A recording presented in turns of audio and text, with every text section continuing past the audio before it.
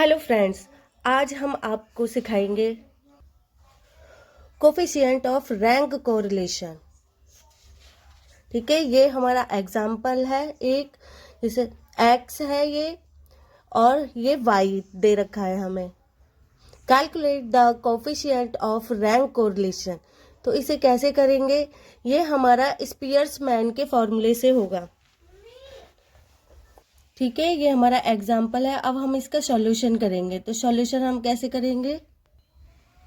तो सबसे पहले हम x उतारेंगे, उसके बाद हम y उतारेंगे। ठीक है, x की वैल्यू में हम रैंक देंगे। रैंक उसको देंगे हम जो इसमें सबसे छोटा हो। उसको हम 1 देंगे, उससे बड़ा 2, उससे बड़ा 3, उससे बड़ा 4। जैसे कि इस x में देखिए, जो सबसे छोटा नंबर है वो हमारा 9 है, तो 9 हमारा 1 हो गया। उसके बाद 10 है, तो 10 हमारा 2 रैंक हो गया। ठीक है, R1 रैंक का हम कॉलम बनाएंगे। फिर उसके बाद इससे बड़ा हमारा 11 है, 11 को 3, 12 को 4। ठीक है, ऐसे ही हम 13 को 5, 14 को 6 और 15 को 7, 17 को 16 को 8 एंड 17 को 9 और देखिए 18। लास्ट हमारा बचा है 18, तो 18 हमारा सबसे बड़ा है, तो 10। तो ये 10 नंबर है, ये हमने रैंक दे दी। ऐसे ही हम y में देंगे रैंक। ठीक है ना, y लिख के और y का कॉलम एक रैंक का बनाएंगे R2।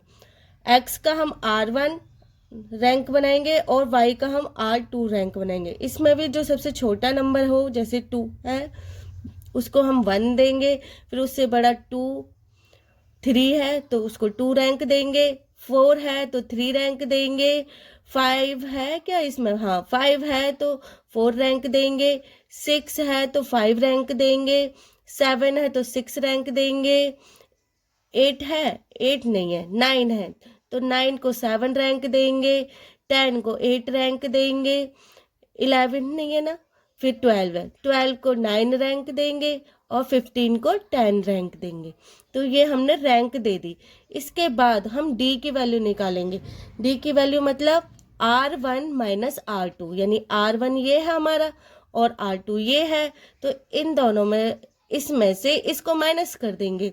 तो देखिए ये रहा 7 है, 7 माइनस 10 यानी कि माइनस के 3, यानी कि R2 जो है हमारा वो क्या है, ज़्यादा है, तो इसमें माइनस के 3 आएगा। 9 माइनस 9 0। अब 6 minus 3 is 3, 5 minus 5 0, 3 minus 6 minus के 3, 4 माइनस 7 माइनस के 3, 8 माइनस 2 माइनस वो प्लस के 6, 10 माइनस 8 2 प्लस के 2, 2 माइनस 1 प्लस के 1 और 1 माइनस 4 माइनस के 3। ठीक है, अब हम क्या करेंगे, d की वैल्यू हो गई। अब हम इस d का स्क्वायर कर देंगे, डबल कर देंगे, यानी कि 3 3 ज़ा 9, 0 0 तो 0 ही हो गया, 3 3 ज़ा 9, 0 भी 0 हो गया, 3 3 ज़ा 9, 3 3 ज़ा 9, 6 6 ज़ा 36, 2 2 ज़ा 4, 1 1 ज़ा 1, 3 3 ज़ा 9। तो अब इसको प्लस किया तो हमारा आ गया D sigma D square equal to 86। और इधर हम n जोड़ेंगे, n मतलब n मीन्स काउंटिंग करेंगे। ठीक है ना, टोटल नंबर। ठीक है, 1 2 3 4 5 6 7 8 9 10 है, तो n बराबर 10।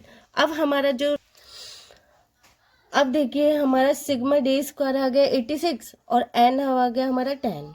तो r के 1 minus 6 sigma D square upon N cube minus N, ये हमारा स्पियर्समैन का coefficient of rank correlation formula है। ठीक है, इसमें हम सारी वैल्यू ये जो है पुटअप कर देंगे। ठीक है, तो आर के equal to 1 minus 6 into 86, sigma D square क्या है हमारा 86 अपॉन एन क्यू की जगह हम 10 का क्यू रखेंगे माइनस 10।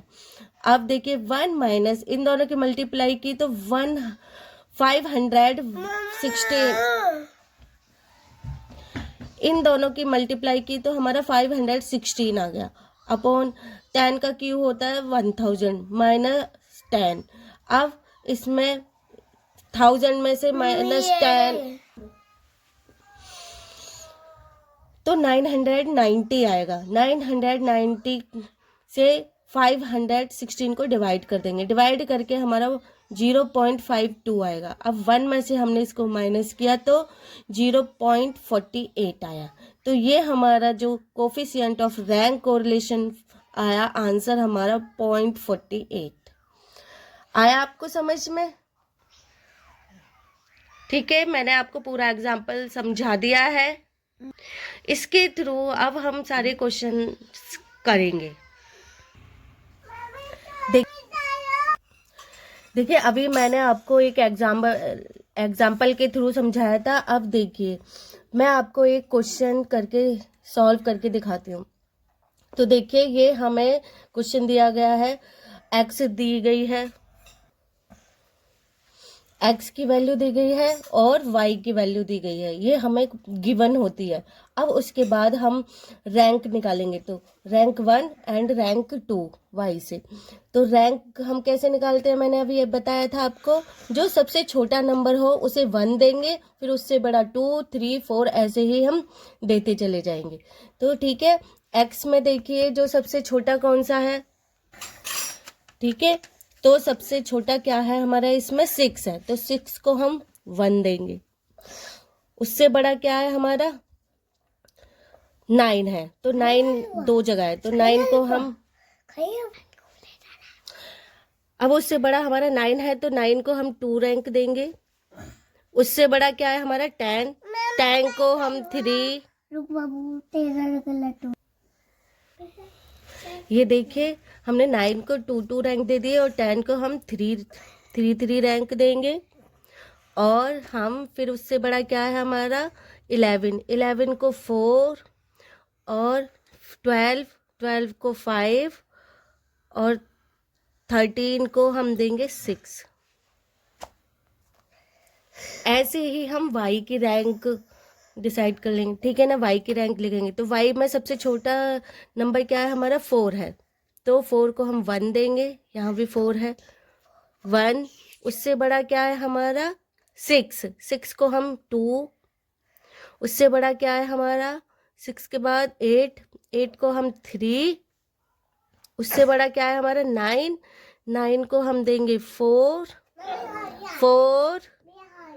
हो गया। उसके बाद क्या है हमारा 9 के बाद है 11 को हम देंगे, कौन सा देंगे 5 और 13 को हम क्या देंगे 6।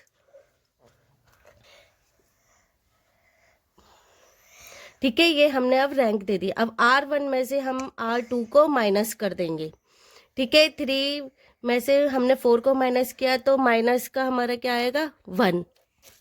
ऐसे ही हमने 1 में से 1 को माइनस किया 0, 2 में से 2 को माइनस किया 0, 3 में से 4 को माइनस किया -1, 5 में से 5 को माइनस किया 0, 6 में से 6 को माइनस किया 0, 4 में से हमने 3 को माइनस किया 1 प्लस का, 2 में से हमने 1 को माइनस किया 1 प्लस का 1।